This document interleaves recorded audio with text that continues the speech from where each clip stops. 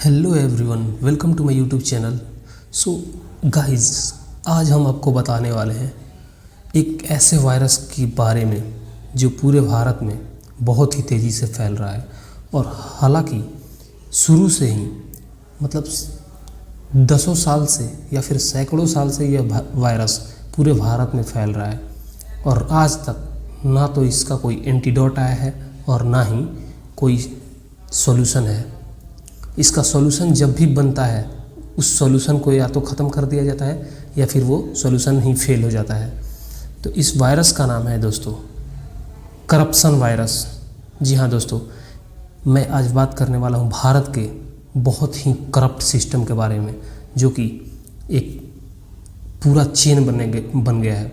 एक ऐसा चेन जिससे बाहर निकल पाना किसी की या फिर मिडिल क्लास वालों की तो औकात नहीं है। गाइस, रियलिटी बता रहा हूँ मैं, औकात नहीं है कि मिडिल क्लास वाले इससे बाहर निकल पाएँ।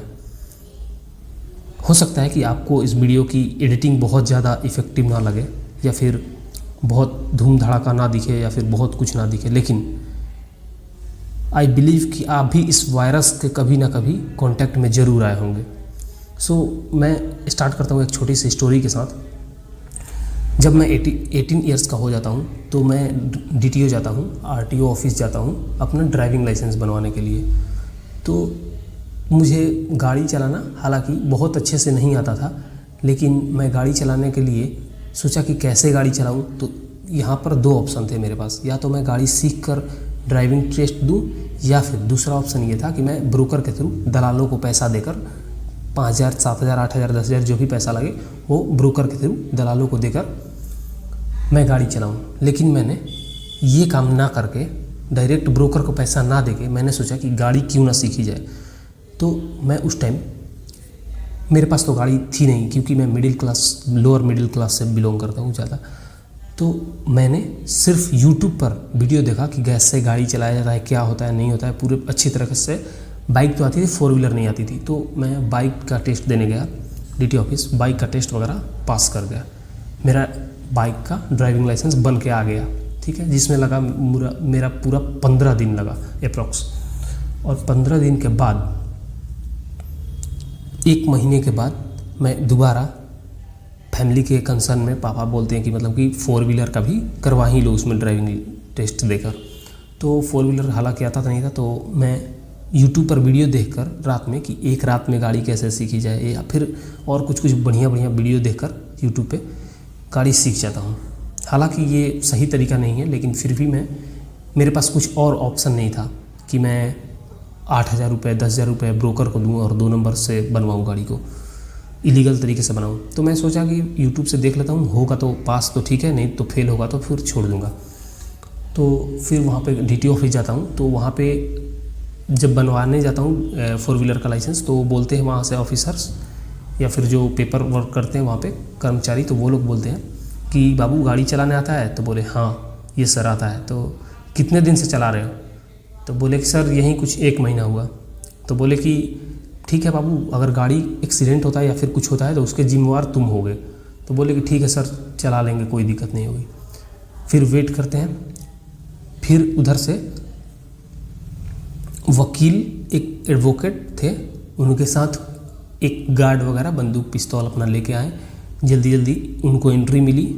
हालांकि 10-20 लोग पहले से वेट कर रहे थे, उन सबको कुचल दिया गया। उनके भावनाओं को कुचल कर आगे अपना ऑफिसर, मंत्री जो भी हैं, एडवोकेट हैं, उनकी बेटी का ड्राइविंग लाइसेंस पहले बनवाया गया। उनकी बेटी टेस्ट भी नहीं दी, हालांकि उनको ऐसे ही जाके बस अंदर गई, कुछ कागज़ का काम करवाया 20 मिनट में और बाहर अपने गाड़ी में पिताजी के साथ बैठ कर चली गई।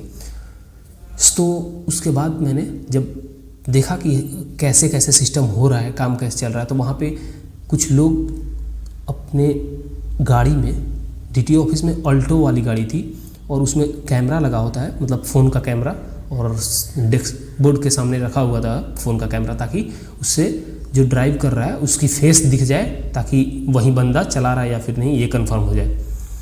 तो वहाँ पर जिसको चलाने आता था, वहाँ पे 2 गाड़ियाँ थी, 2 अल्टो थी। तो एक अल्टो में वो लोग बैठते थे जिनको रियली में चलाना आता था, और दूसरे वाले अल्टो में वो लोग बैठते थे जिनको गाड़ी चलाना नहीं आता था। और उनके साथ जो चलाने आता था वो तो खुद से अपने चलाएंगे, जिनको नहीं चलाने आता था तो जो ब्रेक पैडल होता है, एक्सेलरेटर, ब्रेक और क्लच जो होता है पैर के पास, वो स्टीयरिंग वाले जो पर्सन है, जो स्टीयरिंग संभालते हैं, उनके पास ना हो गए, जो बगल में पर्सन बैठता है लेफ्ट साइड में सीट पर, उस पर्सन के पैर के पास था और उसको कवर कर दिया गया था एक फुटपाथ जो डोरमेट से, उस टाइप का कवर कर दिया गया था ताकि पता ना चले। और वो गाड़ी में सिर्फ जो बंदे पैसे देकर आ रहे थे, करप्ट लोग या फिर जो घूस से आ रहे हैं या फिर जैसे इलीगल तरीके से आ रहे हैं, उन लोगों का पैसा लेकर पूरा सिस्टम, यानी कि देखिए यहाँ पे कैसे गेम खेला जा रहा है, पूरा सिस्टम करप्ट है यहाँ पे। और वहाँ पे वो आदमी मतलब एक्सेलरेटर ब्रेक सारा करेगा ड्राइव, और वहाँ पे सिर्फ जो पैसा दिया है उसको बस स्टीयरिंग संभालना है, यानी कि ज़्यादा उसको कुछ काम नहीं करना है, बस स्टीयरिंग संभालना है। गियर भी यहीं लगा रहा है, एक्सेलरेटर भी यहीं ले रहा है, क्लच भी यहीं ले रहा है, ब्रेक भी यहीं ले रहा है, जो बगल में बंदा बैठा हुआ है।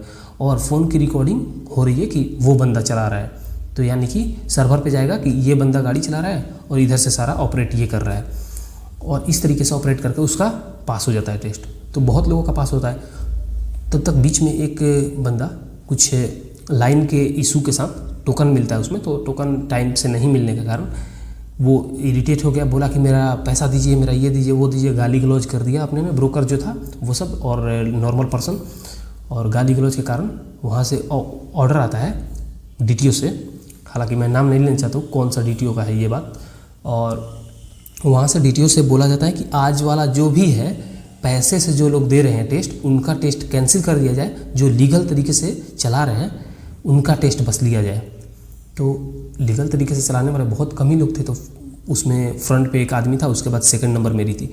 तो उस पहले बंदे की बारी आई तो वो तो बेचारा स्टार्ट भी नहीं कर पाया, पता नहीं कैसे आया था, क्या हुआ। और फिर मेरी बारी आई तो मैं स्टार्ट किया गाड़ी को, और हालांकि वो पहला बार था कि मैं 4 व्हीलर कभी भी स्टार्ट करूं या फिर चलाऊं, मेरे लिए फर्स्ट एक्सपीरियंस था।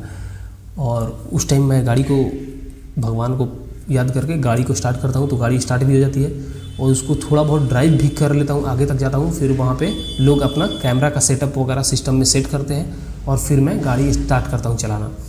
और भगवान की कृपा से मैं ड्राइविंग टेस्ट पास कर जाता हूँ चला के। उसमें चढ़ाना, हिल पे उतारना या फिर रिवर्स में लगाना, पार्किंग करना, जो भी था सारा टेस्ट मैं पास कर जाता हूँ सिर्फ यूट्यूब वीडियो देखकर। और उसके बाद फिर ड्राइविंग पे टेस्ट पास हो जाता है, फिर मेरा ड्राइविंग लाइसेंस बनने को रेडी हो जाता है, फिर वो ड्राइविंग लाइसेंस बन भी जाता है। फिर देखिए दोस्त, कहाँ पे यहाँ पे एक ट्विस्ट आता है कि ड्राइविंग लाइसेंस जैसे बना उसके बाद वो डिलीवर होता है हमारे होम टाउन में। होम टाउन में मैं यहाँ से, होम टाउन से 100 किलोमीटर दूर था, तो मैंने बोला पोस्टमैन को कि भैया रख दीजिएगा, मैं कल आकर ले लूँगा। तो उन्होंने बोला ठीक है आइएगा। और मैं अगले दिन जाता हूँ तो अगले दिन मेरा ड्राइविंग लाइसेंस नहीं मिलता। मैं ऑफिस में पूछता हूँ भैया कहाँ पे है मेरा ड्राइविंग लाइसेंस, तो बोलते हैं कि लगता है घर पे छूट गया है, कि अब कल दे देंगे या फिर शाम तक मंगा के दे देंगे। फिर 2 दिन 3 दिन ऐसे ही किए, फिर मैं ऑफिस में बैठा रहा 3-3 घंटे, लेकिन वो ड्राइविंग लाइसेंस नहीं दिए। तो मैंने एक कंप्लेन फाइल की, वो जो एरिया वहीं पे पोस्टमैन के पास, पोस्ट मास्टर के पास। तो वो पोस्ट मास्टर उस कंप्लेन वाले जो पेपर था उस पर भूंजा फाँक गए या फिर क्या किए वो तो पता नहीं चला, क्योंकि वो कंप्लेन रिजॉल्व वहाँ से नहीं हो पाया। तो मैं अपने स्टेट में जाता हूँ और स्टेट से कंप्लेन करता हूँ, फिर ऑनलाइन कंप्लेन करता हूँ, ऑनलाइन 3 कंप्लेन करता हूँ पोस्ट ऑफिस वाले पोर्टल पे, और फिर मैं सीपी ग्राम पोर्टल पे भी, गवर्नमेंट का सेंट्रल बॉडी है उस पर कंप्लेन करता हूँ। इन सब के कंप्लेन के बावजूद कोई सॉल्यूशन नहीं मिलता। हालांकि ये बात कुछ दिन पहले की है कि रक्षाबंधन जब था तो उस टाइम मैं देखा कि मतलब पोस्ट ऑफिस का क्या मतलब रूल है। तो इसके पोर्टल पे मतलब ट्विटर फेसबुक या फिर सोशल मीडिया वाले अदर प्लेटफॉर्म मिला के लगभग हज़ारों से ज़्यादा कंप्लेन रजिस्टर किए गए हैं, और उन सब में से ना तो किसी का सॉल्यूशन हुआ है, ना ही कुछ लोग आके कमेंट में अनाप शनाप गालियाँ भी बक रहे हैं। कुछ इरिटेट हो गए, किसी बहन का राखी भाई तक नहीं पहुंचा, किसी का पार्सल कहीं नहीं पहुंचा, किसी माँ बाप का दवा कहीं से कहीं नहीं पहुंच पाया सही टाइम पे, और ना जाने कितने लोगों का पार्सल इसी तरीके से रुका हुआ है और कितनों का तो मिस डिलीवर्ड हो गया, कितनों का भूल गया, गुम हो गया। तो दोस्त, इस स्टोरी से मैं सिर्फ आपसे यही पूछना चाहता हूँ कि क्या हमारा सिस्टम इतना ज़्यादा करप्ट हो गया है और क्या हम इसके खिलाफ कुछ आवाज़ नहीं उठा सकते? क्या हमारी गवर्नमेंट इस चीज़ को संभालने में फेल हो रही है या फिर इसका कनेक्शन गवर्नमेंट से ही है? कुछ भी हो सकता है गाइज। तो उस चीज़ को आप लोग कमेंट में अपनी स्टोरी शेयर करें। मैं वहाँ पे जो स्टेट है उसके DTO ऑफिस में भी गया, तो मैं गया वहाँ पे DTO सर के पास स्टेट में, वहाँ पे बात किया DTO सर से कि सर मेरा ड्राइविंग लाइसेंस इस तरीके से नहीं बना पा रहे हैं लोग, या फिर फेल हो रहा है या फिर कुछ और यहाँ पे करप्शन है सर। मैं चेम्बर में जाके सर की बात की कि सर यहाँ पे करप्शन है, पैसा ले लेके लोग ये चीज़ कर रहे हैं। तो वहाँ पे उन्होंने कहा कि बाबू तुम्हारा ड्राइविंग लाइसेंस बन गया? तो बोले ये सर हम तो टेस्ट पास कर गए, हमारा बन जाएगा, आप टेस्ट पास कर गए। कह रहे ठीक है बाबू कोई बात नहीं है, हम देखते हैं। और वो गाली नहीं देना चाहते हैं, तो मैं इतना गाली देता उस ऑफिसर को। वो भी चोर था, मतलब चोर का पूरा करप्ट था वो भी, और उस करप्शन में मिला हुआ मेन कैरेक्टर वो भी था कि वहाँ से सब लोगों को फर्जी DL बनवा रहा था, उसमें प्रमोट कर रहा था। और ये स्टोरी गाइज हर जगह की है, पूरे भारत की है। करप्शन हर पोस्ट ऑफिस में है, हर DTO ऑफिस में है, हर पुलिस स्टेशन में है।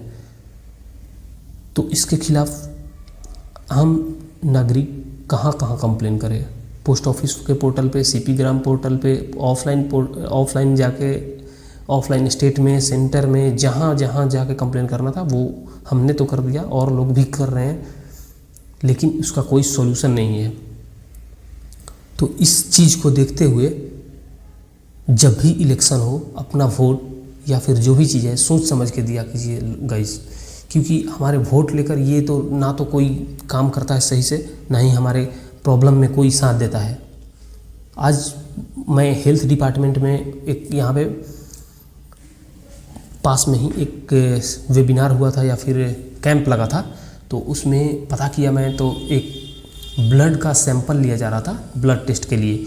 उसमें से पता नहीं कितने लोगों का ब्लड, हो सकता है सही आया होगा रिपोर्ट या फिर चेक ही नहीं किया गया होगा, और उनमें से पता नहीं कितने लोगों का ब्लड चोरी हो गया, उसका रिपोर्ट तक नहीं मिला आम आदमी को। और इस तरीके से लोगों को गुमराह किया जा रहा है।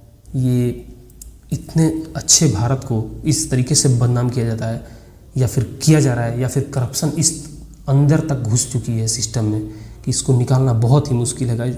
इस पे कुछ जल्द से जल्द एक्शन लेना बहुत ज़रूरी है।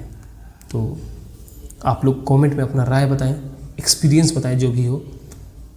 तब तक मिलते हैं नेक्स्ट वीडियो में। आज के लिए इतना ही। Thank you. जय हिंद।